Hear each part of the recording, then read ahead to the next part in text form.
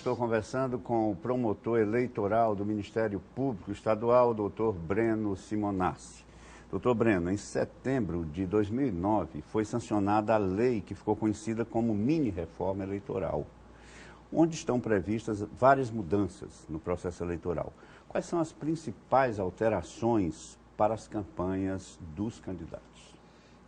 Como eu disse no bloco anterior, a temática das mudanças da legislação no foco eleitoral, ela está cada dia mais relevante. Agora, dentre várias mudanças, eu diria que a mais palpitante seria a questão da publicidade no meio da internet, que é um meio de comunicação moderno, atual, e que está sendo regulamentado para essas eleições de 2010. E digo isso até porque, recentemente, as eleições dos Estados Unidos, o presidente atual eleito, Barack Obama, teve uma atuação primordial no meio de comunicação que é a internet, que é mundialmente conhecida. Agora, dentro assim, da sua experiência, pegando esse exemplo do Barack Obama, o senhor acha que implantada a questão da internet na reforma eleitoral, ela vai pesar muito nas campanhas de 2010? Nessa campanha de 2010? Agora?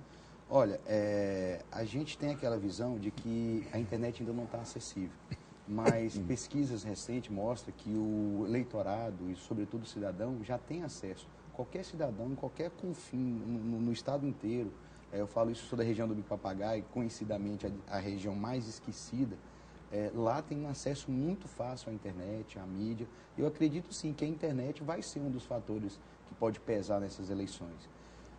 Como todos os outros, né? Uhum. Assim, na eleição vale muito a sua mídia pessoal do candidato. É uma possibilidade, sim, de fazer uma diferença a mídia da internet. Bom, e por falar na internet, o que é que não é permitido aos candidatos que, porventura, utilizem esse recurso?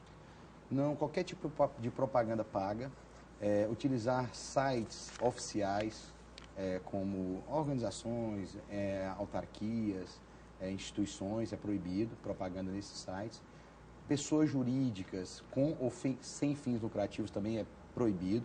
Agora, é importante que se diga também o que é permitido. Uhum. É permitido a propaganda em sites de relacionamentos, como Orkut, Twitter, Facebook, MSN, mensagens de celular, mensagens direcionadas, Messenger. Agora, todas essas mensagens têm que ser previamente cadastradas e com a possibilidade que o receptor, aquela pessoa que recebe aquela propaganda, tenha a condição de descartar esse vínculo. Uhum. E se, eventualmente, esse descarte não for feito, é possível de multa e no valor de R$100 por mensagem enviada. Também é possível, Helder, a publicidade no site oficial do candidato ou do partido e da coligação, desde que esse site esteja regulamentado e registrado junto à Justiça Eleitoral. Bom, essa questão das mensagens, da multa de R$100, para o telespectador entender melhor, ela tem que ter aquele dispositivo que você rejeita, você não quer mais receber aquela mensagem, não é isso? É o que a gente chama de bullying, né? As pessoas recebem informações indevidas e a pessoa que, se não desejar mais, pode descartar. Isso acontece muito também na mídia de e-mails, né? Certo. As pessoas fazem um cadastro e ficam enviando e-mail. Todos eles têm que ter a disponibilidade de descartar. Bom, agora de forma geral, quais são as principais restrições feitas pela Justiça Eleitoral aos candidatos durante o período oficial de campanha?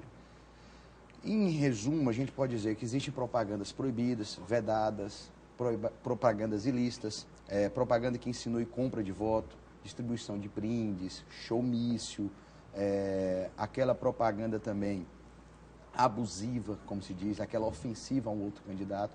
Todas essas propagandas, nesse âmbito geral, que ofendem a legitimidade e a igualdade de condições aos candidatos, pode e deve ser reprimida pela Justiça. Importante que nossos telespectadores se atentem que, mesmo que você ainda tenham dúvidas sobre se a propaganda é devida ou não, essa dúvida tem e pode ser levada às autoridades. Então, eu sempre digo, em caso de dúvidas, leve essa informação ao promotor eleitoral, leve essa notícia de um possível crime, um possível compra de voto, um possível uso da máquina pública, da influência política, no geral. Bom, agora quais são os principais erros que os candidatos, em geral, cometem com mais frequência durante o período de campanha eleitoral?